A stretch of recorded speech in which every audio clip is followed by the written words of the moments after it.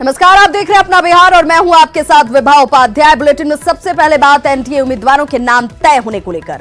जी हां, राज्यसभा चुनाव के लिए एनडीए उम्मीदवारों के नाम तय कर लिए गए हैं। जेडीयू से हरिवंश और रामनाथ ठाकुर उम्मीदवार होंगे, तो वहीं बीजेपी ने विवेक ठाकुर को अपना उम्मीदवार बनाया है।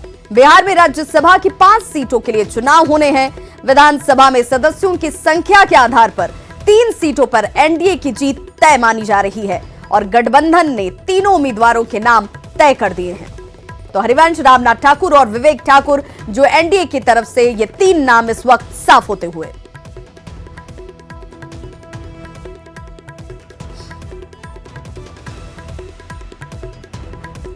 तो डॉक्टर सीपी ठाकुर की जगह उनके बेटे राज्यसभा जाएंगे। बीजेपी ने राज्यसभा के लिए विवेक ठाकुर को अपना उम्मीदवार बनाया है। विवेक ठाकुर विधान परिषद सदस्य भी रह चुके हैं। पिछले चुनाव में वे बक्सर की ब्रह्मपुरा सीट से बीजेपी के उम्मीदवार थे, लेकिन चुनाव हार गए थे। विवेक ठाकुर और सीपी ठाकुर से बात की हमारे दिल्ली संवाददाता अमितेश ने। विवेक ठाकुर को राज्यसभा का उम्मीदवार बनाया है। बात करते हैं विवेक ठाकुर से। विवेक जी, सबसे पहले आपको बहुत बहुत बधाई। धन्यवाद। और किस तरह से देख रहे हैं आप पार्टी की तरफ से राज्यसभा के लिए उम्मीदवार बनाए गए हैं? देखिए, सबसे पहले तो मैं प्रधानमंत्री जी, गृह मंत्री जी और हमारे राष्ट्रीय अध्यक्ष और प्रदेश नेतृत्व का धन्यवाद करना चाहेंगे कि इतना विश्वास उन्होंने जताया है एक इतने बड़े निर्णय को लेकर। अभी आप विधान परिषद के सदस्य रह चुके हैं, लेकिन बड़े कम वक्त के लिए, फुल टर्म नहीं रहती। इस बार राज्यसभा के मेंबर बनने जा रहे हैं और पूरे टर्म के लिए। ये कितनी बड़ी चुनौती होगी और आने वाले दिनों में आपने अपने लिए, पार्टी के लिए क्या गोल एक तरह से निर्धारित किया? मैं तो बहुत ही स्पष्टवादी टाइप का कार्यकर्ता हूँ। जो समाज से जुड़ा हुआ प्रासंगिक विषय रहता है उसको हर फोरम पे उठाने की कोशिश करता हूँ। तो बिहार से खाली हो रही 5 राज्यसभा सीटों के लिए चुनाव होने जा रहे हैं और ऐसे में संख्या बल को ध्यान में रखते हुए जेडीयू ने अपने 2 उम्मीदवारों के नाम का ऐलान कर दिया है।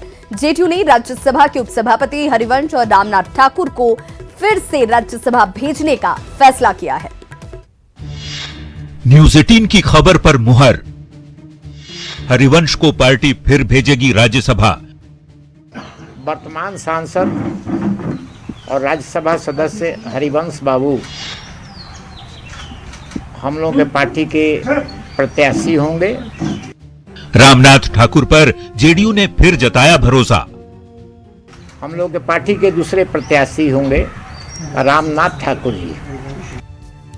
हमने पहले ही अपने दर्शकों को बता दिया था कि जेडीयू राज्यसभा के उपसभापति हरिवंश और रामनाथ ठाकुर को फिर से राज्यसभा भेजने जा रही है और हुआ वही। 63 साल के हरिवंश पेशे से पत्रकार रहे हैं। बलिया के सिताब दियारा के रहने वाले हरिवंश ने बीएचयू से स्नातक करने के बाद पत्रकारिता की पढ़ाई की। पत्रकारिता के साथ साथ हरिवंश का झुकाव शुरू से ही राजनीति की तरफ रहा। चंद्रशेखर जब प्रधानमंत्री बने तो हरिवंश जी को अतिरिक्त सूचना सलाहकार बना दिया गया। हरिवंश की राजनीति में औपचारिक एंट्री तब हुई जब 2014 में जेडीयू ने उन्हें राज्यसभा भेजा और उसके बाद उन्हें राज्यसभा का उपसभापति चुन लिया गया। जेडीयू के दूसरे उम्मीदवार रामनाथ ठाकुर की बात करें तो 70 साल के रामनाथ ठाकुर अति पिछड़ा वर्ग से आते हैं और बिहार के पूर्व मुख्यमंत्री कर्पूरी ठाकुर के बेटे हैं। फिलहाल जेडीयू से राज्यसभा सांसद हैं और नीतीश सरकार में सूचना और जनसंपर्क मंत्रालय की जिम्मेदारी भी संभाल चुके हैं। मतलब इस साल राज्यसभा से जेडीयू के 3 सांसद रिटायर हो रहे हैं, लेकिन बदली परिस्थितियों में संख्या बल के आधार पर जेडीयू अपने 3 में से 2 सांसदों को ही फिर से राज्यसभा भेजने में सक्षम है, जिनके नामों की घोषणा कर दी गई। Bureau report, news 18। तो जेडीयू की तरफ से 2 नाम साफ हो चुके हैं, हरिवंश और रामनाथ ठाकुर, और ऐसे में इन दोनों नामों के सामने आने के उसके मायने को भी समझना बहुत जरूरी है। जी हां, इस साल बिहार में विधानसभा चुनाव है और इस लिहाज से इन दोनों नामों की अहमियत और ज्यादा बढ़ जाती है। इसके साथ ही साथ ये भी बहुत खास हो जाता है चूंकि सवर्ण और अति पिछड़ा प्रकोष्ठ से ये दोनों आते हैं और उस वोट बैंक को साधने में जेडीयू अपनी पुरानी ही चाल पर एक बार फिर से आगे बढ़ती हुई, और इसीलिए ये कहा जा रहा है कि इन्हीं दोनों नामों पर एक बार फिर से जेडीयू ने भरोसा जताया है और ये उम्मीद जाहिर की है इन दोनों नामों को सामने रखते हुए कि इस बार भी जीत की राह इन दोनों नामों के साथ तय की जाएगी। अब बात करें, एनडीए ने अपने उम्मीदवारों के नाम तो तय कर दिए, लेकिन महागठबंधन में यह सस्पेंस लगातार जारी है। दोनों पार्टियां अपना हित साधने में लगी हैं। अब सवाल है कि आखिर फैसला कब और कैसे होगा। आरजेडी और कांग्रेस के बीच राज्यसभा की गुत्थी सुलझ नहीं रही। कांग्रेस अब भी उम्मीद में है कि आरजेडी एक सीट उन्हें दे देगा। इसको लेकर वादों की दुहाई दी जा रही है। इधर आरजेडी का कहना है कि गठबंधन धर्म का पालन हर तरफ से होना चाहिए और हम चाहेंगे कि गठबंधन धर्म का पालन हो और हमारी भावनाओं का हमारा सहयोगी मित्र सम्मान करे। अपने सहयोगियों का मदद करते हैं। अब सहयोगी अगर हमारे उदारता, हमारे नेता की महानता का नाजायज फायदा उठाने लगेंगे, तब तो गठबंधन धर्म की जो मजबूत है कड़ी है, उसमें कहीं न कहीं प्रश्न चिन्ह लग जाता है। आरजेडी के बयान से साफ है कि वो कांग्रेस को मौका नहीं देने वाला, लेकिन सवाल है कि आरजेडी फिर 2 सीटों के लिए 82 विधायक कैसे जुटाएगा। क्या 3 विधायकों की कमी कांग्रेस पूरी करेगी? पार्टी ने अभी इस पर पत्ते नहीं खोले हैं, लेकिन विरोधी कांग्रेस को पिछलग्गू से ज्यादा नहीं समझते। तो कांग्रेस की देखिए भद पीट चुकी है। कांग्रेस हार कर अंत में या तो तेजस्वी के पीछे उनका झोला झंडा उठाए या फिर कांग्रेस का सुपड़ा साफ बिहार में होना तय। सीटों के हिसाब से उम्मीदवार खड़े होने पर राज्यसभा चुनाव में वोटिंग की नौबत नहीं आती, लेकिन उम्मीदवार सीट से ज्यादा होंगे तो फिर मतदान होगा। तब कांग्रेस आरजेडी का साथ नहीं देती है तो तेजस्वी एंड टीम के लिए मुश्किल खड़ी हो सकती है। न्यूज़ 18 के लिए पटना से साकेत कुमार की रिपोर्ट। तो महागठबंधन में ये राह इतनी आसान नजर नहीं आ रही और ऐसे में इसके मायने को समझना जरूरी है, क्योंकि आगामी विधानसभा चुनाव और इस विधानसभा चुनाव में हर पार्टी अपनी कोशिश ये कर रही है कि उसकी मजबूती साफ तौर पर जाहिर हो।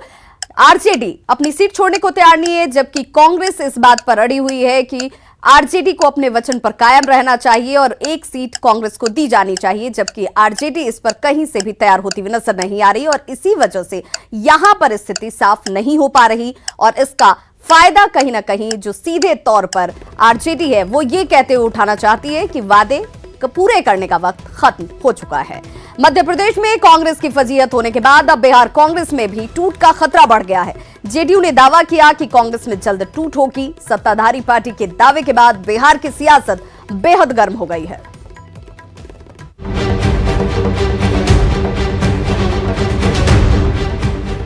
राजनीति में दल बदल अब कोई आश्चर्य नहीं, बस मौके की बात है। एमपी कांग्रेस में टूट के बाद बिहार कांग्रेस में भी सुगबुगाहट तेज है, ऐसा हम नहीं कह रहे, बल्कि जेडीयू दावा कर रही है। ऐसा दावा सिर्फ जेडीयू का ही नहीं, बल्कि बीजेपी भी इसके संकेत दे रही है। तो बड़ी टूट होगी बिहार कांग्रेस में चुनाव के पहले, निश्चित रूप से। बहुत से विधायक जो है छोड़ के भागे हैं। खुद वापस जीत के नहीं आने की परिस्थिति बनी हुई है ना लोगों में, तो लोग क्या करेंगे? आने वाले दिनों में कांग्रेस के विधायक अपने अपनी जगह तलाश सकते हैं, दूसरी पार्टियों में आ सकते हैं। कुछ भाजपा में आएंगे, कुछ जदयू में जाएंगे, कुछ लोजपा में जाएंगे, यही होगा। जेडीयू और बीजेपी के दावे से महागठबंधन में घमासान शुरू है। फिलहाल तकरार राज्यसभा की सीट को लेकर है। हालांकि कांग्रेस कहती है कि टूट का सपना देखने वालों को निराशा ही हाथ लगेगी। हमारे सभी विधायक, पार्टी के सभी नेता बिल्कुल ही कमिटेड हैं कि हम कांग्रेस पार्टी के साथ हर हालत में बने रहेंगे और अपने नेतृत्व के हाथ को ही मजबूत करते रहेंगे। बिहार विधानसभा चुनाव इसी साल होना है। ऐसे में दल बदल की संभावना से इनकार नहीं किया जा सकता, लेकिन जेडीयू का दावा कितना सच है फिलहाल कहना मुश्किल है। लेकिन दावे और प्रतिरोध के बीच कांग्रेस नेता जरूर सहमे हुए हैं। न्यूज़ 18 के लिए पटना से रवि एस नारायण की रिपोर्ट। तो लोकसभा में आपको बताते चले कि प्रशांत किशोर के ऊपर की गई टिप्पणी को लेकर के जेडीयू ने नाराजगी जाहिर की और क्या कुछ कहा ललन सिंह ने, वो सुनते हैं।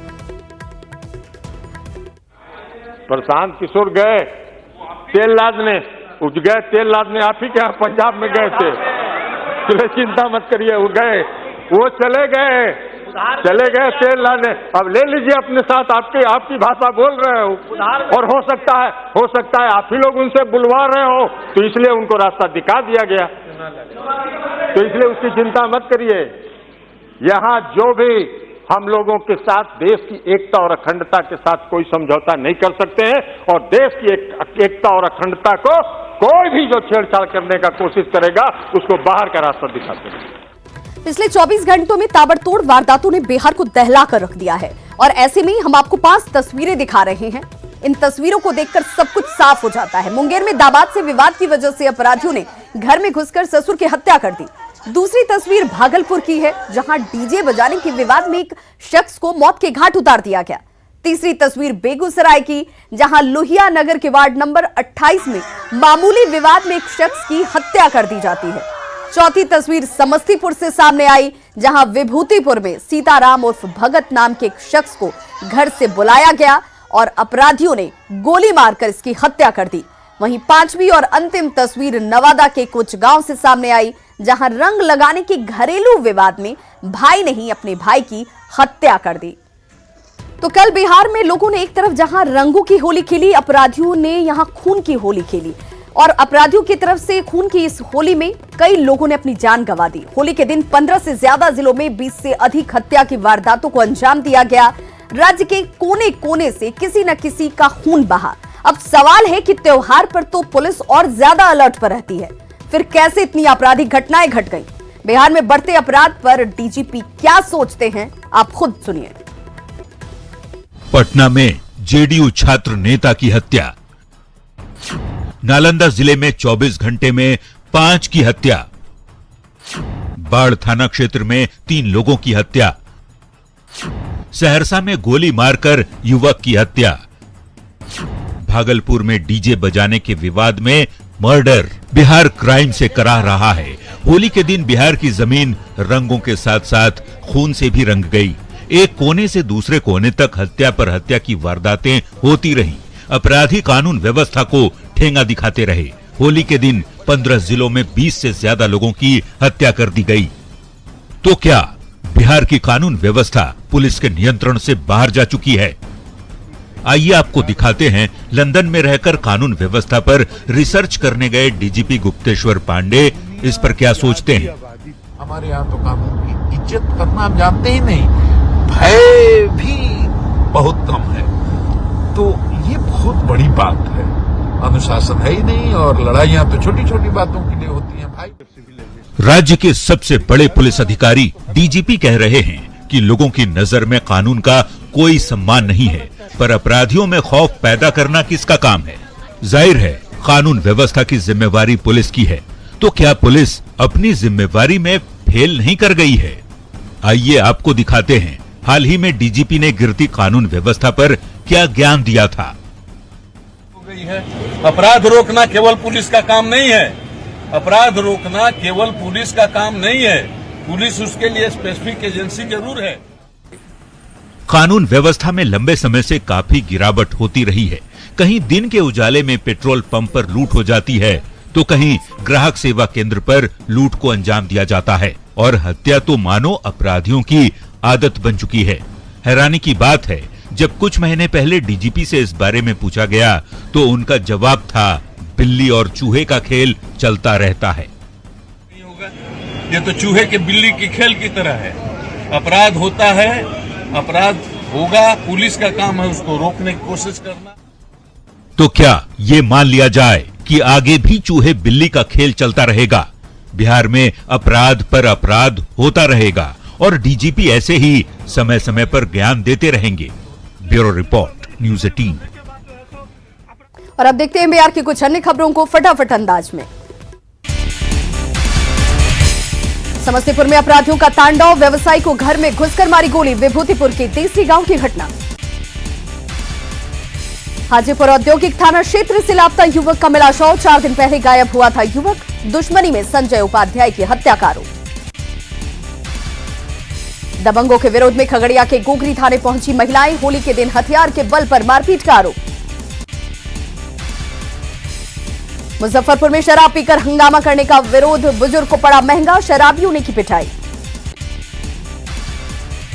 लखीसराय में नाबालिग से छेड़खानी, बढ़हरिया के धनबीघा की घटना। पुलिस ने चारों आरोपी को किया गिरफ्तार।